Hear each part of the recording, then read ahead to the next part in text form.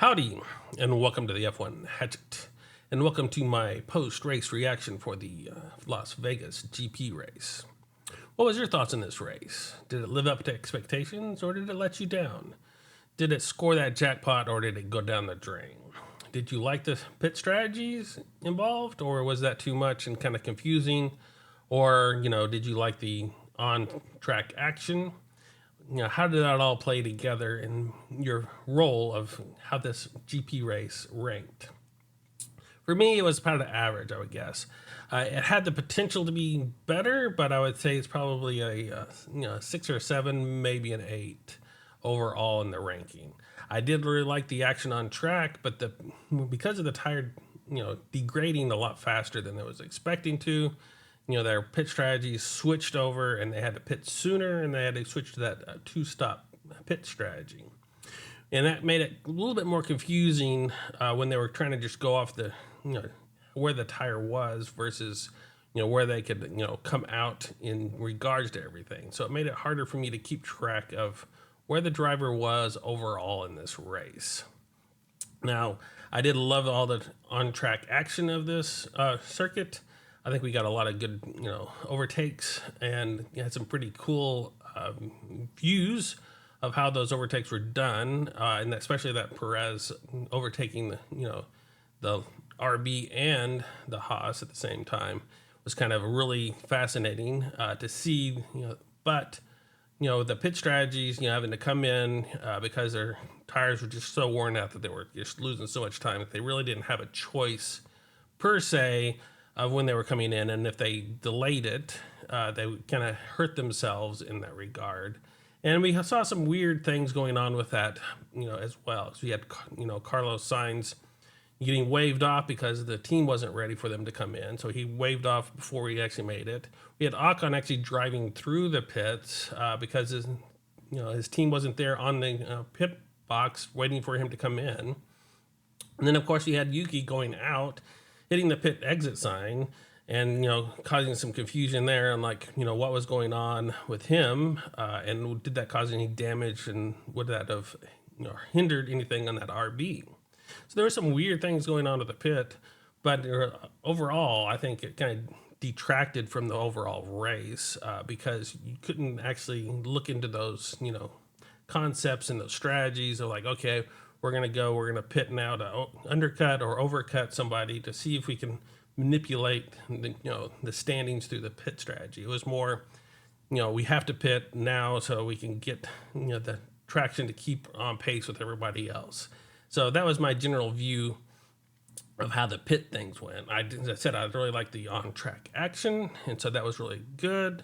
And so with all of that, I will try to go through each driver like I do from the back of the pack to the front of the pack, explaining what I know about them and how well I think they did with the information that I have. So without further ado, we will start off with Pierre Gasly, who had an awesome qualifying session and qualified in third, or started the race in third, qualified in third. Was really good with that Alpine. Unexpected. We had that really good, result last week, and so we were thinking that was just a one-time off, and then we had a really good run this week as well for that qualifying session. Unfortunately, he only made it to lap 16 before his engine kind of gave out and he had no more power, and he just had to, pull that car in and just retire it. He did start on a set of mediums like most people did, and switched to a set of hards, I said, on lap 11, so fairly early in the race. He did lose one position at the very start of the race, but was able to kind of manipulate some of that stuff as he's going through, and then just kind of lost it. So unfortunately for Pierre Gasly, I know it's pretty heartbreaking for him, having a chance to get really good points and pull that Alpine lead on that 6th place ahead, and instead kind of having to retire the car and make it where it was not as viable in this setting as anything else. And then right on the heels, basically, you have Alex Albon, who ended up starting the race in 17th position and ended up in 19th after he had to pull his car in as well because he had a cooling issue, which I thought that was kind of ironic as they were talking about how cool it was in Vegas at night, and trying to get those issues, and then having that issue that with his car that was, the engine components or whatever, something happened that caused it to overheat. And then, you could see that burning that carbon fiber in the back in that one glimpse shot that we had on the screen. But overall, he did okay. He did pass Alonso on lap 19 for ninth before he had to retire. And he did start on the mediums and switched to a set of hards on lap 9. So it's, again, fairly early in the race. Then we have Bottas. So poor Bottas kind of be stuck in the back there. He started the race in 19th. He actually qualified in 20th, but because of Colapinto's having to start from the pit road, he got bumped up to 19th. Only made it to 18th overall. He had a five-place penalty for engine setup as well. So he was kind of running in the back anyway, and but he didn't have the right strategy. I think he did start off on a set of hards. He was one of the few people that started off on hards. Made it to lap 17 before having to switch to a medium set, and then went to lap 35 on that set of mediums before switching back to a set of hards. So he was kind of on the alternate strategy for the tires, which didn't really play out for him at the back of the pack. I think there's too much traffic that he couldn't really take advantage of going long, and because of the way they're switching out those early on pit stops, it didn't really play quite as well as they were hoping it would for him. And I know he kind of played a role in his teammate Guan Yu Zhou making it into Q2 as giving him that tow and kind of sacrificing his own potential lap that he could have made it. So that's a positive there for him. But unfortunately, it doesn't look for the fans like he's doing a whole lot in this run. Kind of staying in the back of the pack, not really doing a whole lot. And I don't have a whole lot for Esteban Ocon either. He started the race in 11th, fairly decent spot, just missing out on Q3 due to that red flag that happened. So he kind of just stuck it right at the edge there, but made it to 17th in the race. So he kind of fell back in this race. He did start off in a set of mediums, went to lap 12 before switching to a set of hards, and then switched to another set of hards on lap 45. Otherwise, he was kind of strolling around. So I think there was not the best. Probably kind of be really careful on that Alpine, as Gasly had that issue. So I'm sure that they were trying to tone it back and see if they could just figure out some data for him. That's the only thing I can think of, and I didn't really hear from him in the post interview, so I don't know exactly what happened to that Alpine for Ocon. But unfortunately, he just kind of dropped out of contention in this race, kind of losing that edge that Alpine was hoping to have in this race from those practice sessions and getting up there in that qualifying, especially with Pierre Gasly. So kind of disappointment on Esteban's part on falling back out of contention for points. Liam Lawson had some pretty good battles on track. He qualified in 14th, ended up in 16th. I basically have him gaining a position at the very start, the very first lap, and then he also passed K-Mag for 13th position on lap 1. Swap positions with Sonoda on lap 35 for that 10th position, and then kind of just fell back because he had to switch again on his tires. And so he fell back into that backpack. He wasn't really had a chance to get those points in this run. But he had some fun fights with K-Mag during this battle, going back and forth, passing each other in that regard, which I don't have all of those marked down here. He did start off on mediums, went to lap 11 before switching to a set of hards, and then went to a lap 38 before switching to another set of hards. So he was kind of in that running, but went a little bit longer than probably he should have, and then kind of fell back into the back where he couldn't really make that ground up in the last stint. Lance Stroll, I'm not sure what's going on with the Aston Martins and all. I think I don't know. I think they need to get some work done. Hopefully they can come out and get some of that aerodynamic mojo going, with their new hires and trying to just really get that extra, oomph that they need on that Aston Martin to really be more competitive. They seem to start off the season fairly decently and then kind of fall back as the season goes. They don't have the ability to make those upgrades throughout the season and really know exactly what those do, because they bring them in and then they're not performing how they're expecting it to, and so they're really struggling in this run. But I have him passing Ocon early on, and then he also passed Bottas on lap 35 for that 17th position. He did start on mediums, so went to lap 9 before switching to a set of hards, and then switched fairly quickly after that on lap 28 to another set of hards that he finished the race on. So 2 tires the first half, and then extending that second half, pretty close to that second half all the way back. So just beyond halfway that he switched to that set of hards. But really not doing a whole lot in this race. I don't know exactly what's going on with Lance. He seems to be, I don't know if it's his motivation in this run, feeling that he's not competitive enough, so he just kind of falls off or what. But they need to figure out what to do in that Aston Martin.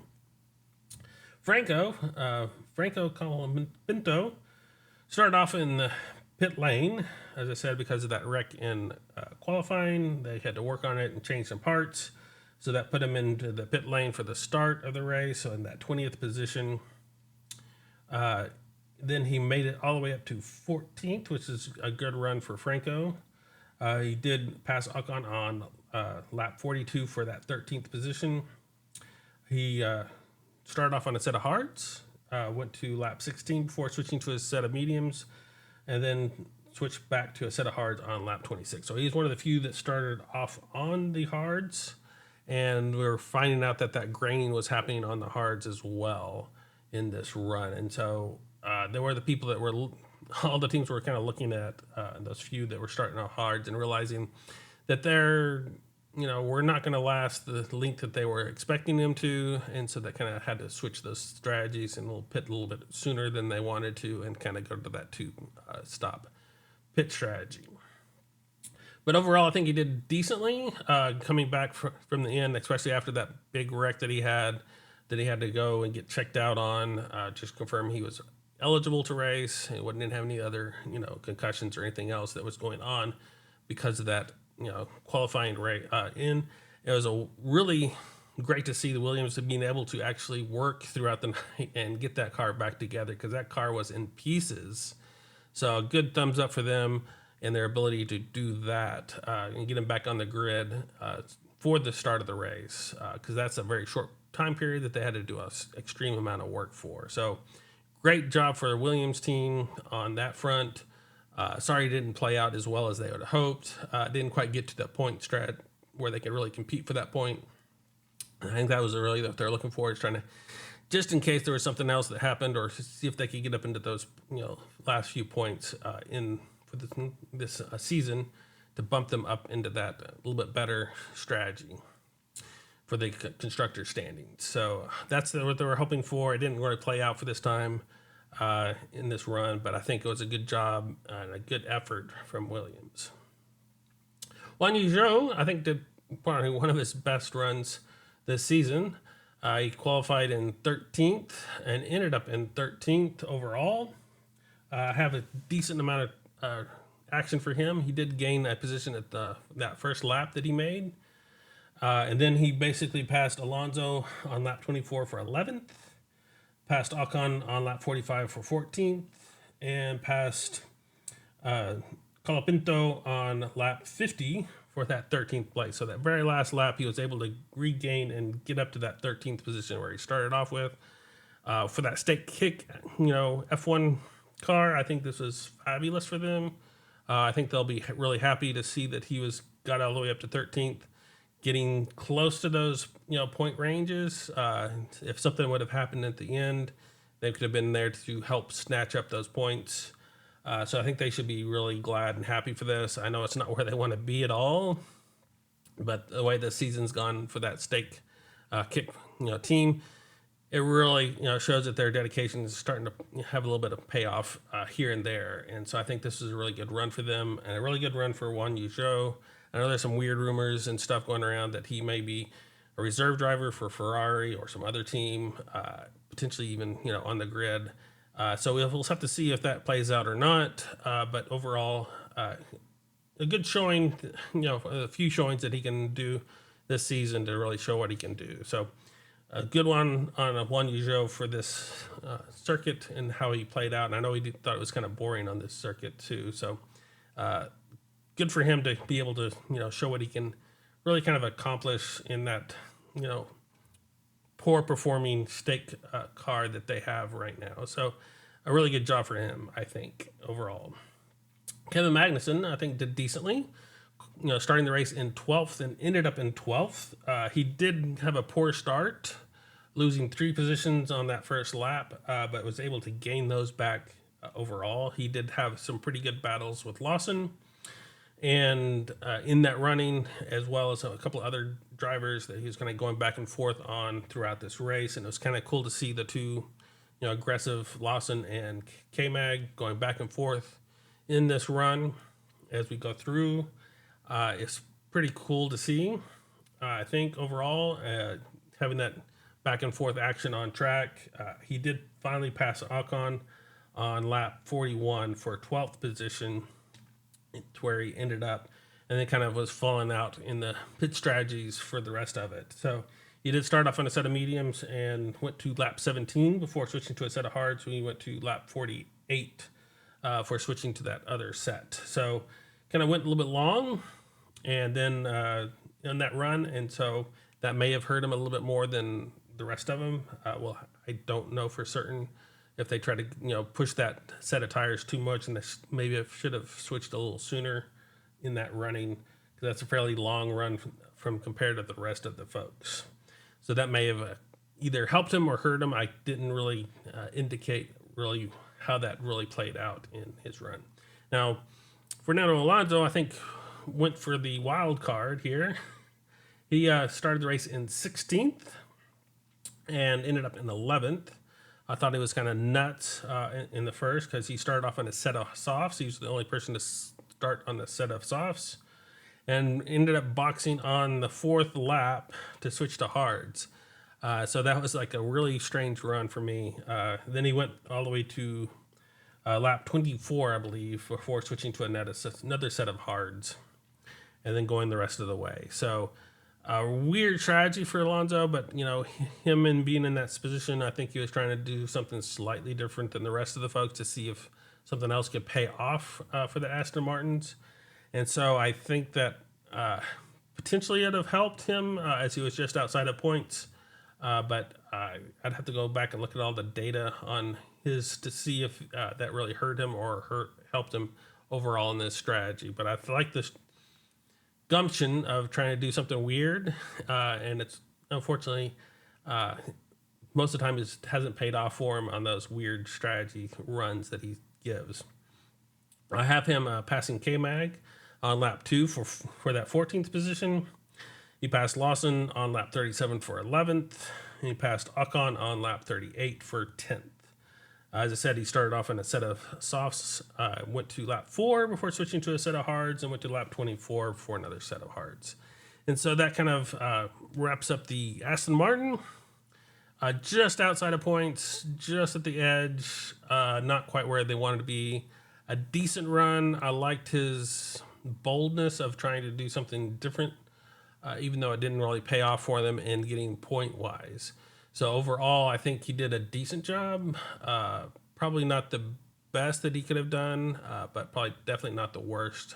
And whether his teammate ended up, it's hard to say where the Aston Martin's true potential was. So it's kind of, that's the hardest part of this, is trying to figure out where that true potential of that, livery is in these runnings. But that gives us the bottom 10. So we will go to the top 10. And we have Sergio Perez, who ended up starting the race in 15th, which is a lot of people were kind of, giving him a hard time for, because he's really struggled a lot lately, not really coming up to where his teammate is, not really giving the benefit of the doubt, having talks all over the place about whether he's going to be there next year, even though he signed a contract. Maybe having to have the stakeholders decide his fate for next year to see if he gets dropped down or dropped to a reserve role. So we'll have to see how that plays out in this running. And generally, I think he can't handle the pressure of being Max's teammate. Maybe it's because of the way they set up the car and that edge knife kind of aspects of it, or what, but he has really have a struggling time to get a consistent run throughout the season, for the last couple seasons in that Red Bull. So that kind of plays into mistakes or things that happen. I know the qualifying was they didn't really get him out in time to do some of that stuff, and so that's kind of the team's fault as well. But you kind of have to be more assertive, I think, in some of those aspects that we've heard that kind of play out from the other drivers saying, okay, we need to be out, at this time, or, whatever that strategy is to try to kind of help drive that action from the driver's seat as well, to try to get them to figure out what you're doing in that run. Anyway, he did quite a bit of action on track. As I said, making his way up from 15th to 10th. Started off kind of slow, but ended up, at the back half of that race, gaining ground on that. So it's a really good second half for Sergio Perez in this run. He did lose his spot at the very first of the race. So he dropped back down to that 16th position, but worked his way all the way up to that 10th and gaining that last point overall. He started off on a set of hards, went to lap 17 before switching to a set of mediums, and went to lap 32 on those mediums before switching to a set of hards. So he's another one of these people that started off on the hard set, expecting to go long, and then ended up having to pit a little bit earlier than they were expecting. I have him passing K-Mag on lap 8 for 14th. I have him passing Hulkenberg on lap 14 for 3rd. I've had him passing Lawson on lap 25 for 12th, passing Lawson and K-Mag, that's that double pass that we had, on lap 38 for that 12th position again, passing Ocon on lap 40 for 11th, passing Alonso, I think on lap 46 for that 10th position. So he did quite a bit of action, in that second half of the race, getting himself back up into that. So I think he did a decent job there. If he could have put together the first part of that race to get past those people earlier on, it would have helped him up, so he could have maybe been a little bit more competitive in that front running pack. And of course, if they hadn't made those mistakes in qualifying, he may not have been there to begin with. But overall, I think he did a decent job. I just don't think he's done enough job to keep his position at Red Bull for next year, but we'll have to wait and see how that plays out. He may even go to, a new team in 2026. We'll never know. That GM team might be a good position for Sergio Perez to drop in on. So we'll have to see how that plays out as well. Yuki started the race in 7th, dropped down to 9th. I know it wasn't the greatest race that he was hoping for. He was trying to keep ahead of that Haas, but he said he did have a fun in that race. In general, trying to defend and, being tight on those corners and everything else wasn't as fun as he was liked, but it was a really good run for him in regards to how things were been playing out before. He did switch with Lawson on lap 35 for that 9th position. As I said, he hit that pit exit sign on that first pit stop that he had, which I thought it might have caused damage, but it didn't seem to have affected him too much.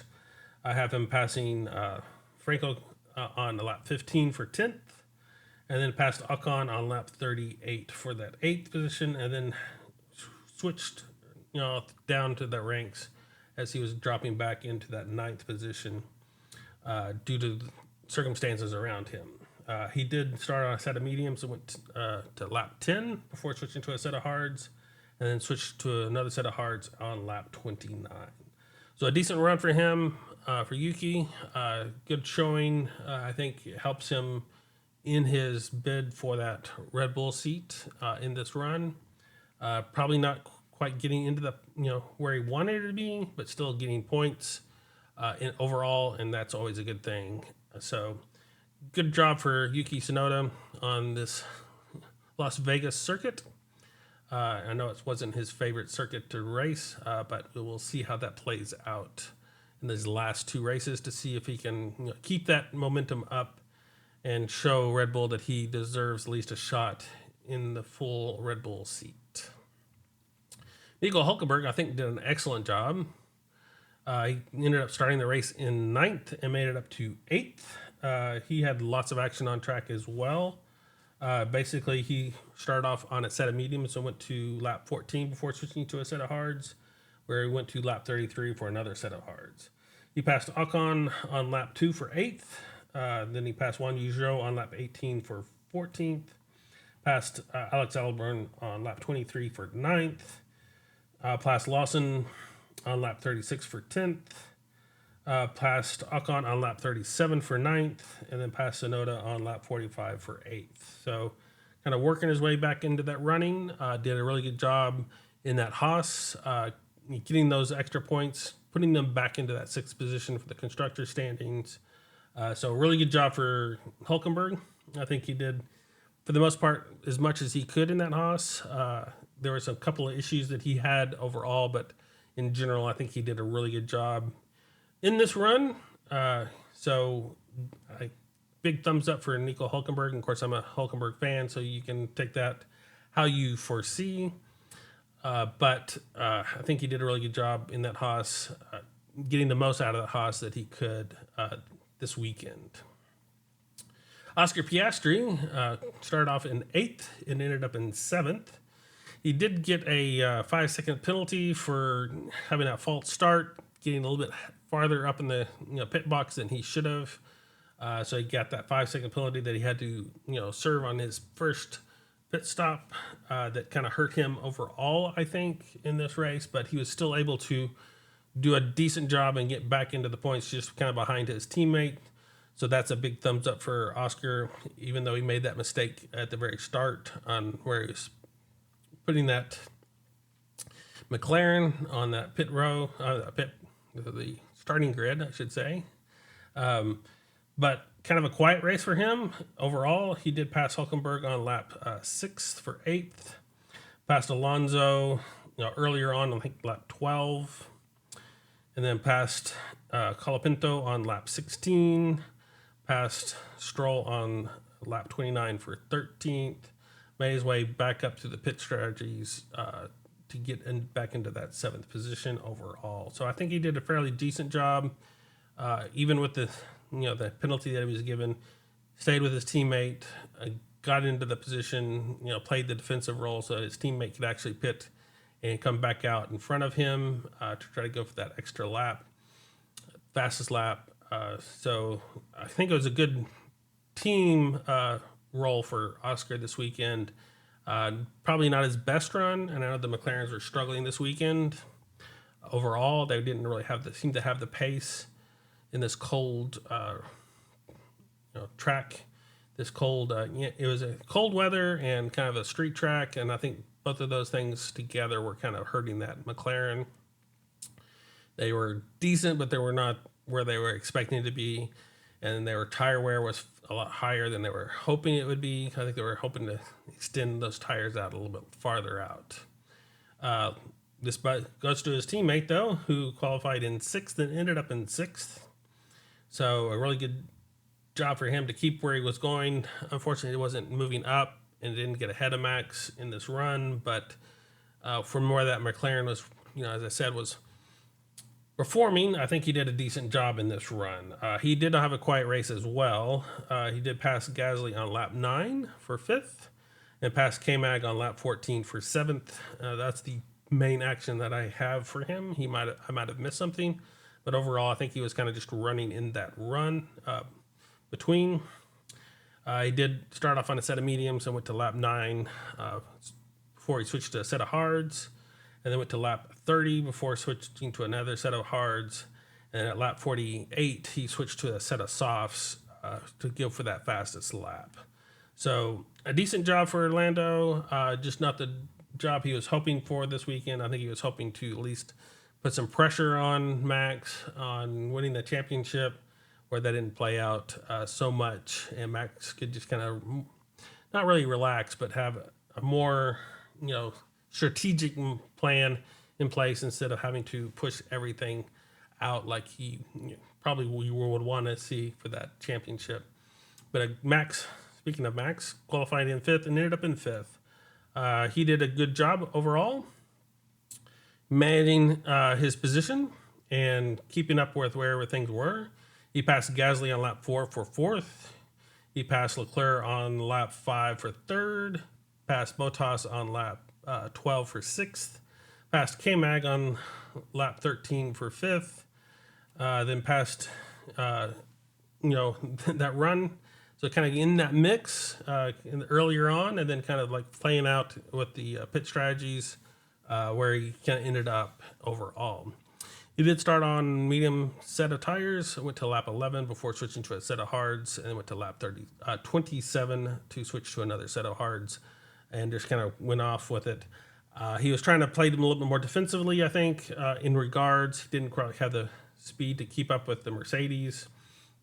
And was kind of trying to keep the Ferraris behind, but was not able to do that either overall. But I think that was more as he didn't really want to push it to potentially cause an issue of a car issue or a incident hitting the wall or something to that effect, or even another, hitting another car and damaging that Red Bull to drop back behind Lando in that regard. So I think this is more of a strategy weekend for Max.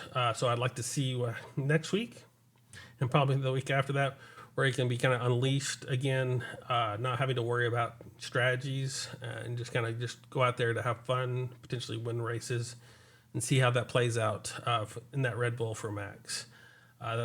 Against the, of course, the Mercedes and the Ferraris and the McLarens. So I think that'll be a fun battle next weekend for him. And then we have Charles Leclerc, who qualified in 4th and ended up in 4th. I know there was some team confusion there on radios and who should pass what and whatever. And so it'll be interesting to see if anything plays out from that. I doubt anything will, especially since Sainz is leaving that team at the end of the year. I don't think they have a whole lot to push for, especially since nothing drastic happened during this race. And so, yes, he got dropped down to 4th, so he lost a few points overall in the Drivers' Championship, but still got some pretty good points over McLaren on that constructor standings. And I don't think either of them had the chance to really put a whole lot of pressure on the Mercedes this weekend, who just seemed outstanding for some reason this weekend in that run. So I think overall he did a good job. I think he may have overcooked it a little bit at the very beginning and then had to drop back into that run. So if he had played it a little bit more in that window for that first run, where he's trying to take out that first position, he might have had a better position overall. But besides that, I think he did a good job. Kind of played it out where the Ferraris expected to be, and did put pressure back on his teammate near the end as well. So I think overall, I think that was a good run for Charles Leclerc, even though it was in 4th instead of the 3rd that he was probably hoping to be in at the end of the race, or potentially even higher in regards. I do have him, going through this run. He did pass, he did pass Perez at the start of the race. He made it to 4th. Actually, he made it all the way up, to that second position at the start of the race. He passed Perez on lap 17 for 4th. And he swapped positions with Sainz for that 4th position on lap 23rd, again after that first pit stop. And then he past Max on lap 47 for that 4th position again. So he kind of was hovering around that 4th position quite a bit overall. in regards to that. He did start off a set of mediums, went to lap 9 before switching to a set of hards, and then went to lap 31 for another set of hards. He said he did gain 2 positions at the very beginning of the race, did an excellent start as they're getting pushed off to the side to be able to kind of come in that inside line and be able to take that second position away from his teammate in that run. So I think that was a good job from him. In that first part, I think he just overcooked the tires at that first stint, trying to get past George in that first stint, which kind of wore out his tires a little quicker than probably he was expecting to be as well. And so that kind of made him drop back into the clutches of his teammate and the rest of the field in this regard. And then, of course, with the pit stop strategies, mix-ups and stuff, I think they did a decent job. They weren't on point this weekend with their strategies or their calls at Ferrari. Again, kind of falling back into their bad mix of things, even though the last few races seem to be better. Hopefully they can get that straightened out for the last couple, even though they did a decent job in getting some extra points. I think they have a lot to learn from this race to try to clarify and get some clear runnings for strategies as well in certain situations in this regard. His teammate, Carlos Sainz, started the race in second and dropped back to third overall. He did lose a spot at the race, the very beginning of the race, but he was able to make that back up.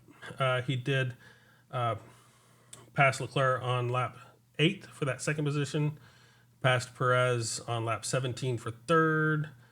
I have him passing again on lap 27, and then Leclerc on for fourth, passing Max on lap 42 for third.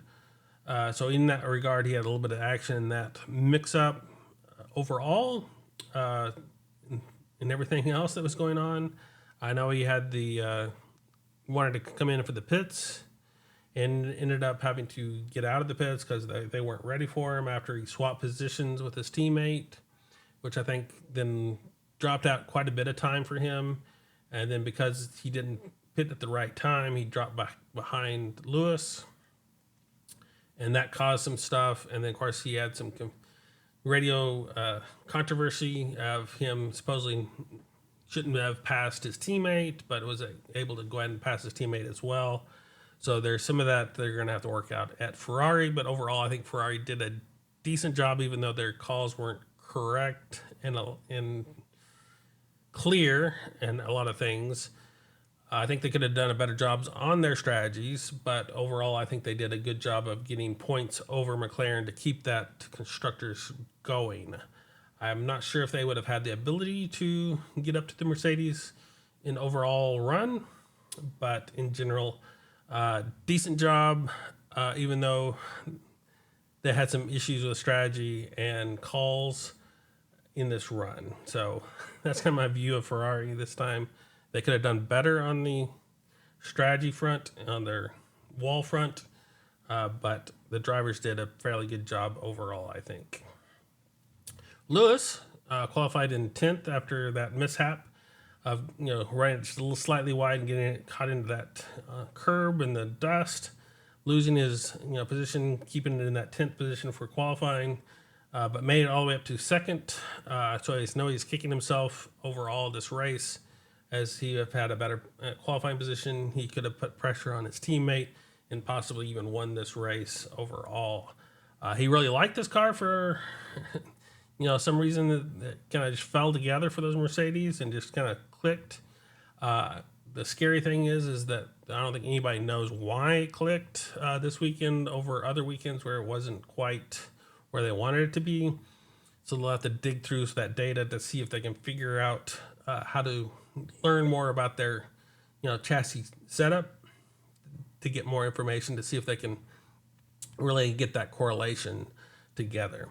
But anyway, he passed Ocon for 8th on lap 9. He passed Max on lap 32 for 3rd. He passed Tsunoda on lap 10 for 7th. Passed K-Mag on lap 15 for 8th. passed Lando on lap 17 for 6th, passed Perez on lap 18 for 5th, and I got ahead of myself and said to pass Max on, lap 32 for that 3rd position. And so he did a good job with lots of decent action on track.